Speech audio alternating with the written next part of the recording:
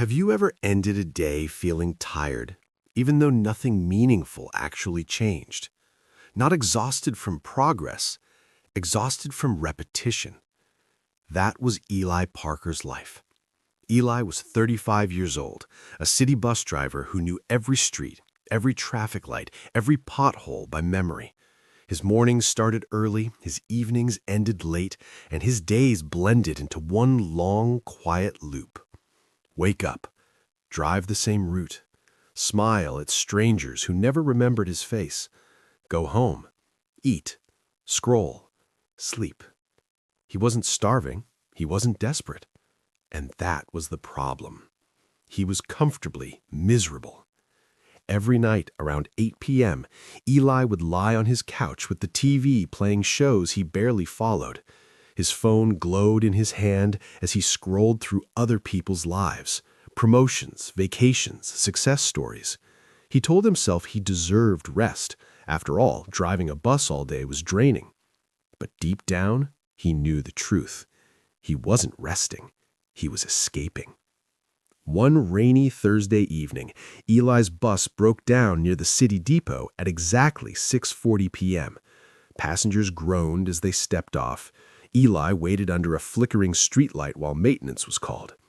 Nearby, two senior engineers from the transport department stood talking.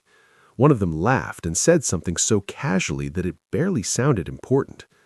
"Most people don't need more time," the man said. "They just don't own the time they already have." Eli froze. The words landed hard. That night, the sentence followed him home. It echoed while he ate.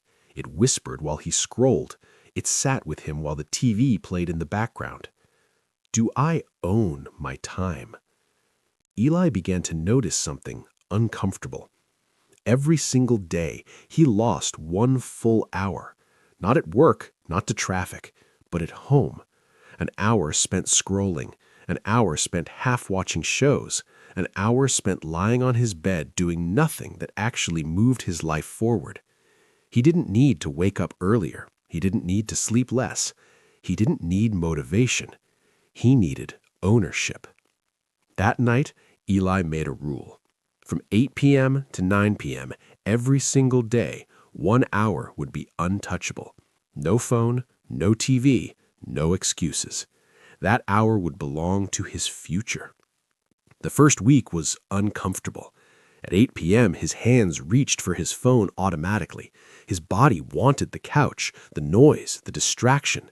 Sitting alone with a notebook felt boring, pointless, almost painful. But he stayed. He didn't chase big dreams. He didn't try to change his life overnight. He simply started learning. One topic, one skill. 30 minutes of reading, 30 minutes of practice.